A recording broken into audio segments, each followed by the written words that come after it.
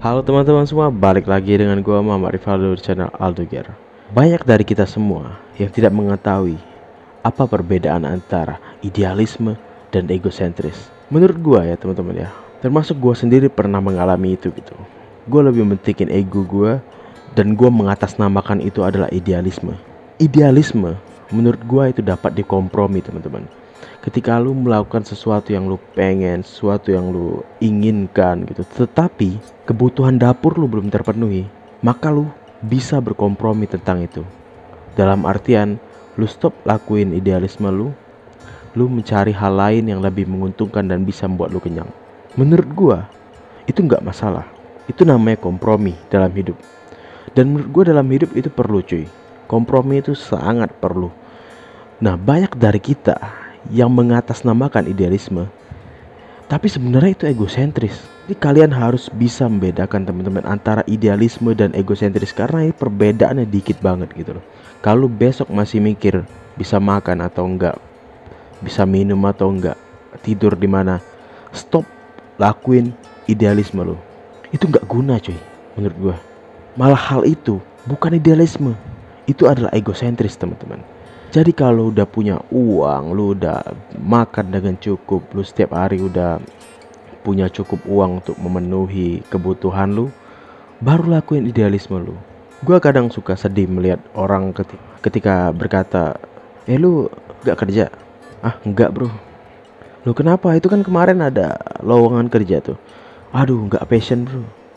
Bro, menurut gua ya, kata-kata nggak fashion itu atau bukan fashion gue itu salah men. I don't know ya.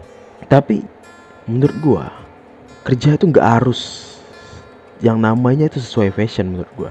Kalau lu kerja maunya yang sesuai fashion banget, yang ibaratnya tuh yang low banget gitu, menurut gue malah jadinya ketika lo bosan nanti lu akan bingung cuy, mau kemana gitu loh, karena lu udah lakuin apa yang lu mau nih setiap hari ya kan. Siklus itu terus berjalan, lu lakuin apa yang lu suka, lama-lama gue yakin lu bakal bosen.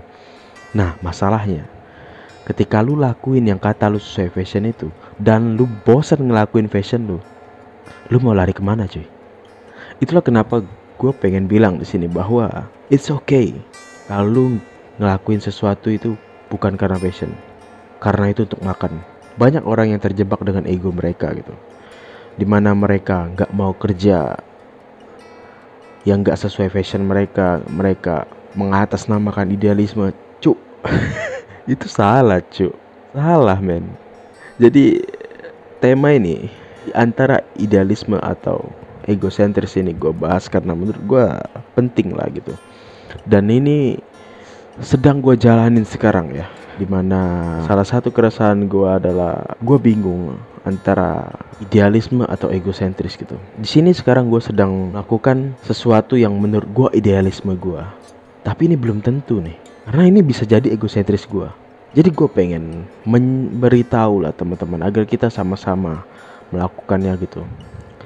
Jangan sampai lu kejebak sampai terlalu dalam dengan ego lu, sampai akhirnya lu gak bisa makan, lu tiap hari mikir besok mau makan apa, tidur di mana, minum apa. Men, kompromi itu perlu cuy.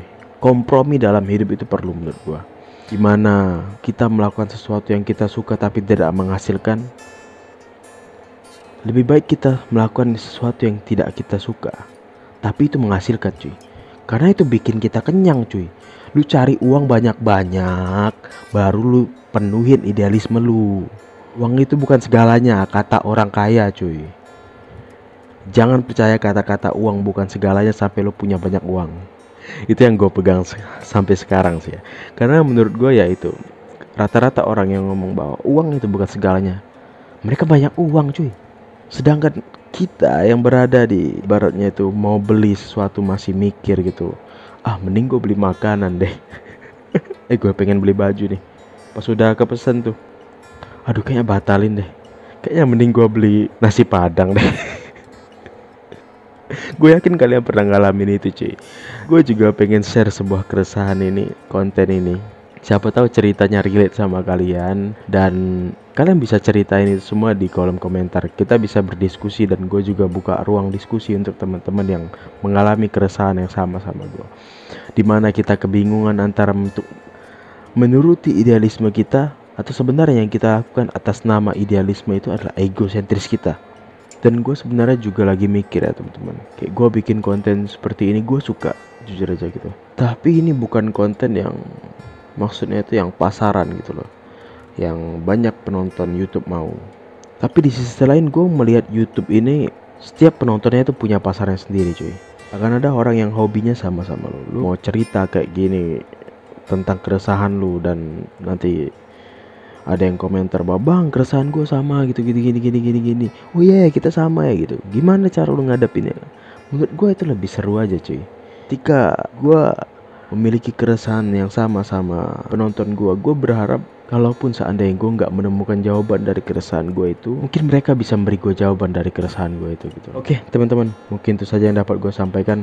Sorry ya agak berbelit-belit karena emang egosentris dan idealisme ini perbedaannya tipis cuy. Jadi ya intinya mungkin gini, kalau lu belum bisa makan, kalau lu masih mikir besok mau makan apa, besok mau tidur di mana, besok mau minum apa, stop lakuin sesuatu yang mengatasnamakan idealisme gue nggak apa-apa nggak makan, nggak ini segala macem, tapi ini fashion gue banget cuy.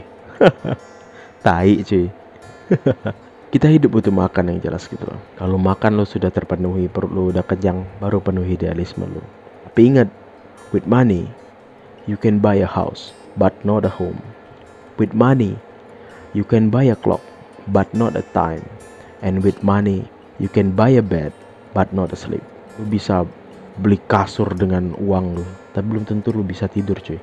Jadi jangan, ketika lu udah punya uang, jangan sampai uang itu mengendalikan lu sehingga lu menjadi hamba uang, yang semua hal yang lu lakuin itu demi uang cuy.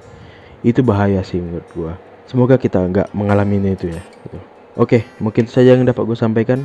Kalau ada teman-teman yang sedang berada di fase yang sama, kebingungan antara membedakan idealisme atau egosentris kita, tulis di kolom komentar. Mungkin kita bisa berbagi story dan mungkin kita bisa saling menemukan solusinya.